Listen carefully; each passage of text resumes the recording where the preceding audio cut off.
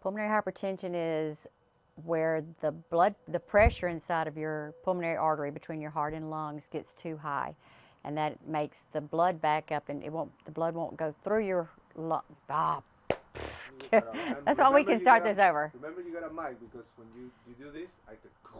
Oh, okay. Okay? Thank you. Okay. Yeah. We can start all the way over. Yeah. Go ahead. Okay.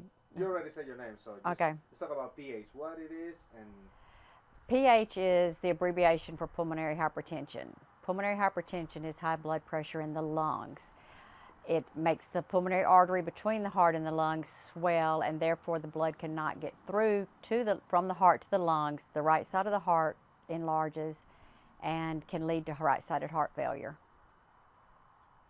Now let's talk about your story, basically. This happened in 1991. Is when I was diagnosed.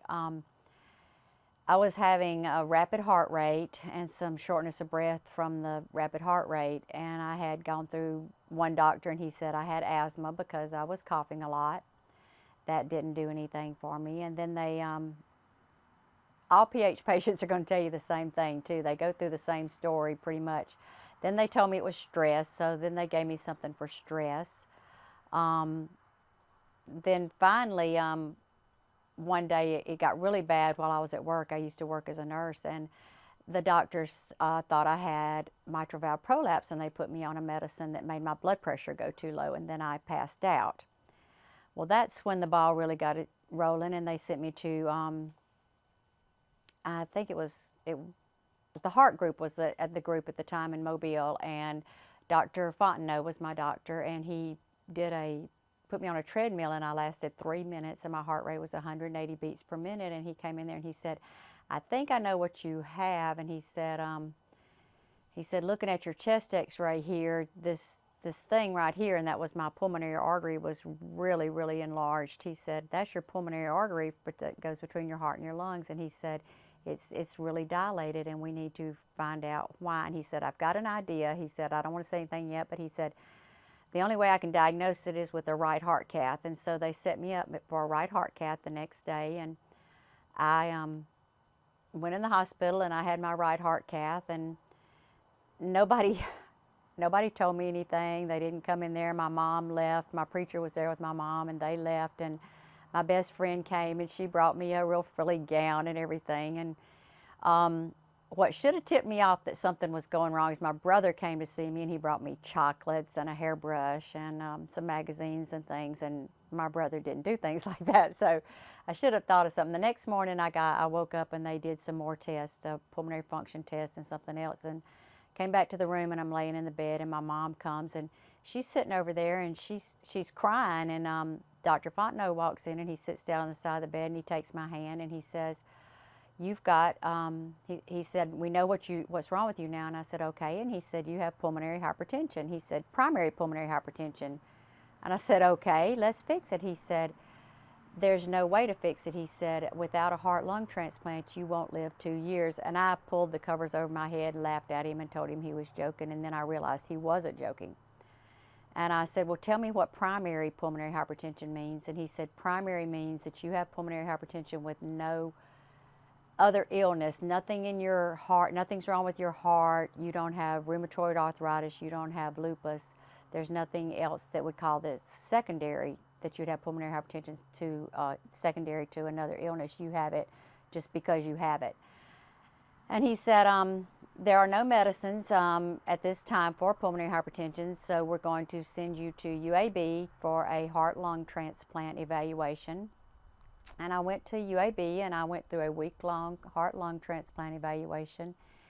And at the end of the week, they did another right heart cath, and the pulmonary pressures were lower. They weren't normal. They'll never be normal again, but they were not as bad as they were when I was first diagnosed. So they said, well, you don't need the transplant right now, and they sent me home.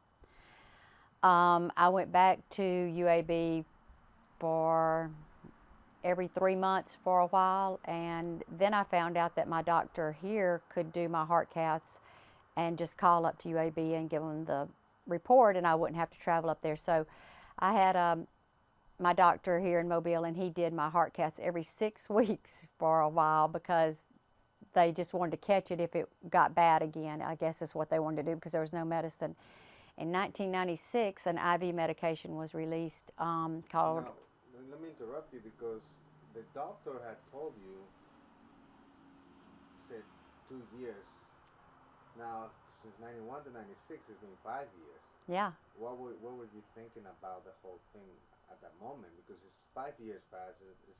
What did you think about the first diagnosis? That they were wrong, or what? What was going through your head? I've never thought they were wrong, because there's always if I do any kind of exercise, my heart races and I get short of breath, and my tests show that there's something wrong with me, and my training of being a nurse knows that that's not right. But yes, I in the past, back then, I thought, it's not as bad as they said it was. It's no big deal. I'm going to be fine. And I would go along and would be fine for a while, and then I would get sick again, and I would get worse. And Getting sick, what was happening? I would fill up with fluid. I take a lot of diuretics now. The fluid wouldn't be able to be pulled off. The fluid would get around my heart, and it would get in my lungs. The pulmonary pressures would get higher. They get up around 100, and that's way too high. And that started happening in about 2000, and that's when other medicines started coming out, which was good. And I went to different doctors. Didn't want to go back to UAB, because to me, that was a bad experience, having to go through a heart-lung transplant evaluation. That was hard. So we had to find me another doctor, and we found me one in Nashville at Vanderbilt. They have a good pulmonary hypertension clinic center there. They didn't have any doctors around here that treated it. And I went to Dr. Robbins up there, and he was really nice, but they wanted me to come back to Vanderbilt every couple of months, and that's a 2-day trip when you have pulmonary hypertension, because one day makes you so tired that you can't do anything the next day.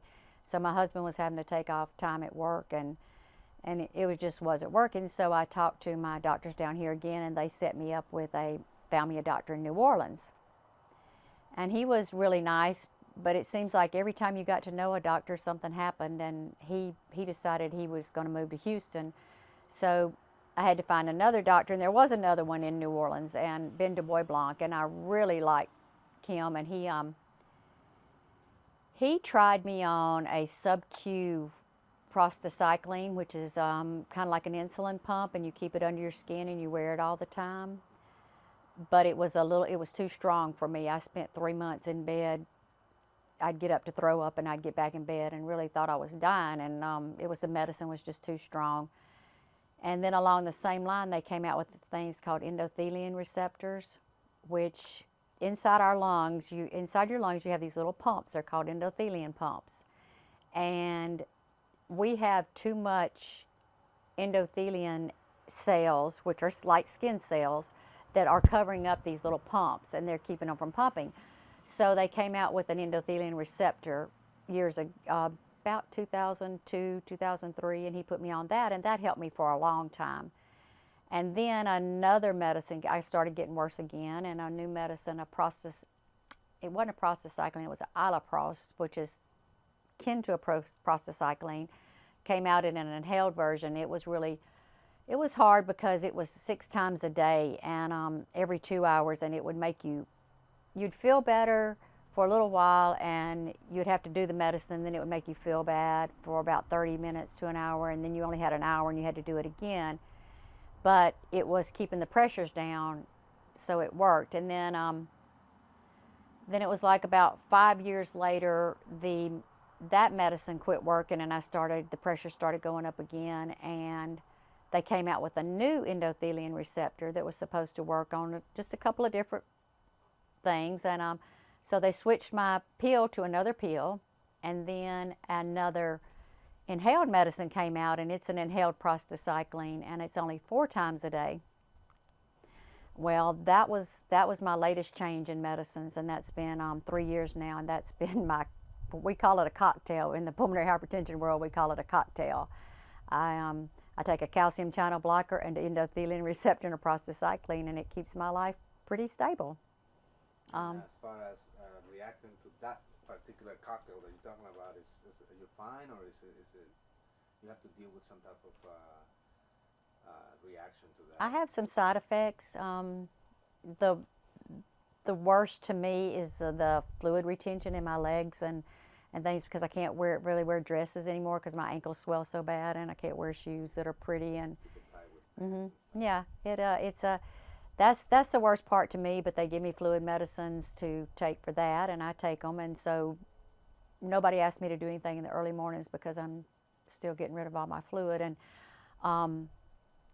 then I have to take a lot of potassium because the fluid pulls out all the potassium too. So it's like you take this pill you take this medicine to save your life and this pill to help pull off the side effects of that medicine and this pill to pull off the side effects of that medicine. And about 10 years ago, 12 years ago, they put me on Coumadin because a lot of times pulmonary hypertension causes blood clots.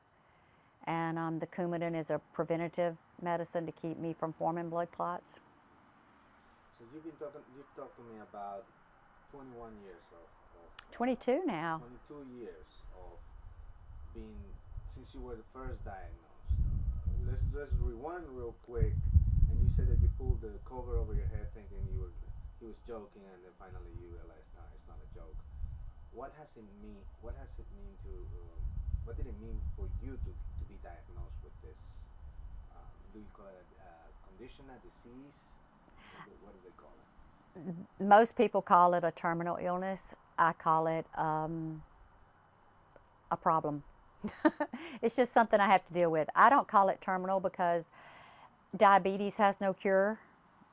High blood pressure has no cure, and those are not called terminal diseases, so I'm not ever going to call this one terminal because I have this thing inside of me that I don't know where it is, but it tells me that this is not going to be what I'm going to die from.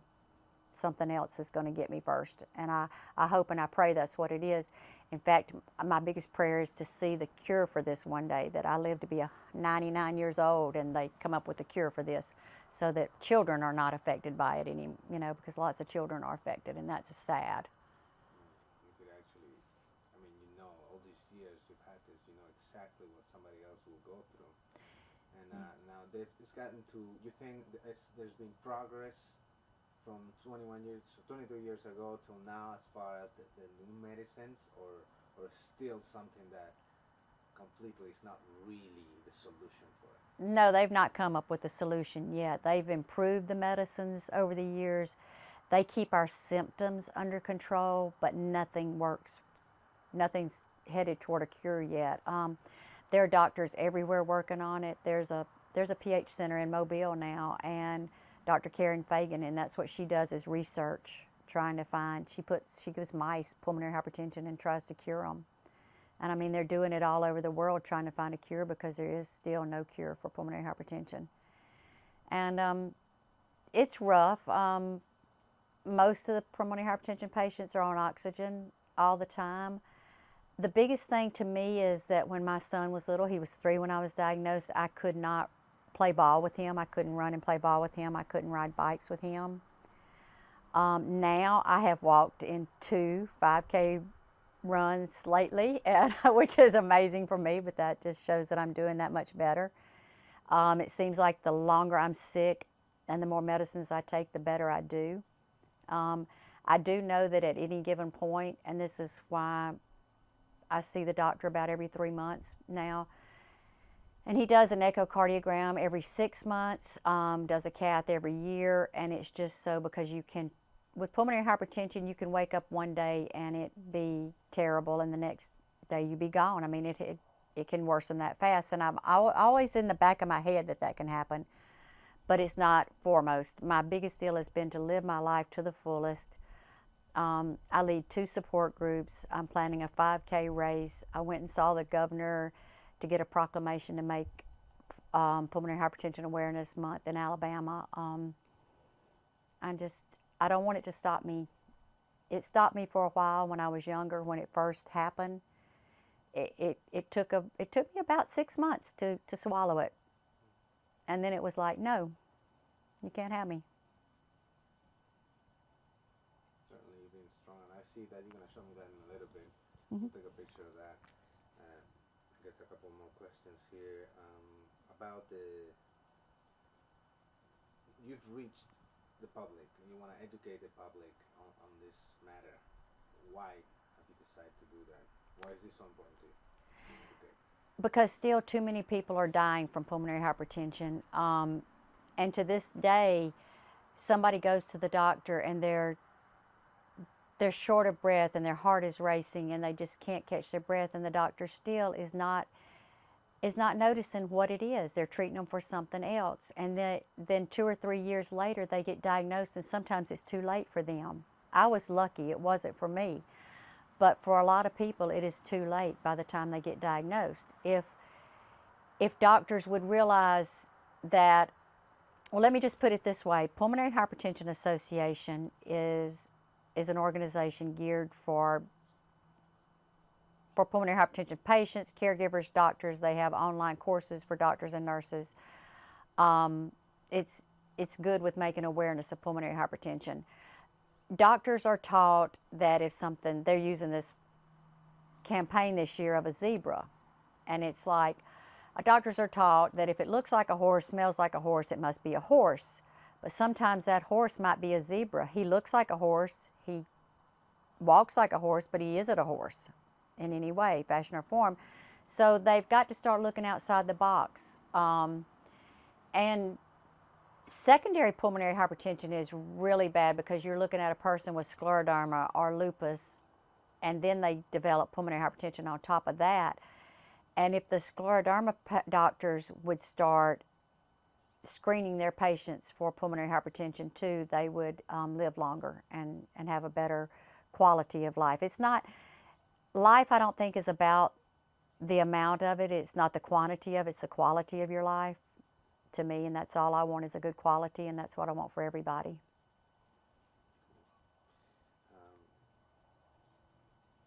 It's been 22 years again, and you touch on this, but I'm just looking at the question. Does your disease or the problem that you call it frighten you? Sometimes it does frighten me. Yeah.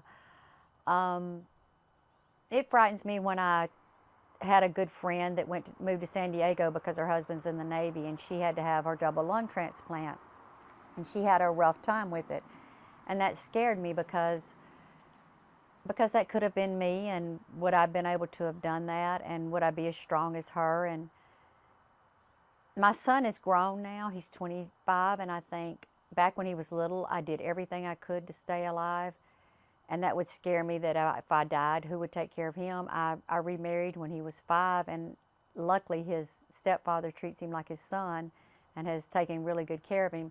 But still, I didn't want my son to grow up without a mother because I know how hard that is, and I didn't want my mother to grow up without her, to go on without her daughter. And my husband lost his father when he was 12 to cancer. He had brain cancer, and I used to think, God surely will not take me away from this man that's already lost his son. But there's still, I wake up sometimes and I'll have a really bad day, and I'm afraid that, and by a bad day, I'm just really, really tired, and just really, I don't even know how to describe the tiredness. It's a bone tired, and you just can't it's too hard to get to the bathroom to go to the bathroom. You're that kind of tired. And those kind of days scare me that I'm getting worse, because at this point, the only other medication for me is an IV medicine that I would wear all the time, and I just don't want to go there because I'm allergic to Band-Aids and tape, and I'm just chicken. I'm just chicken.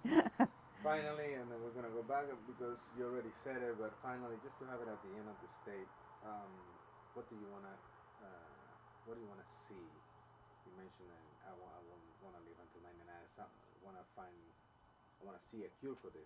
What is it that you wanna see? I want to see a cure for pulmonary hypertension. I want them to be able to say, I want them to be able to diagnose it quicker too, so that they can get people started on the medicine, and then them to go, well, we can use this. It's not going to be a magic pill. I don't think it's going to be a magic pill that's going to cure it. It's going to be something, and this is very controversial, but I think stem cell is going to be an answer for us, something like stem cell. But if people could just start getting diagnosed quicker, and they weren't running around out there with the damage happening to their heart and lungs before they get the medicine that would start at least halting that damage. You know, it won't reverse it if it would halt it. and they could start living more normal lives. If I'd had the medicines that I have now, I could still be nursing. That was my dream from the time I was in the fourth grade. That's all I wanted to do, and I did it. And I couldn't do it for so long because of the pulmonary hypertension.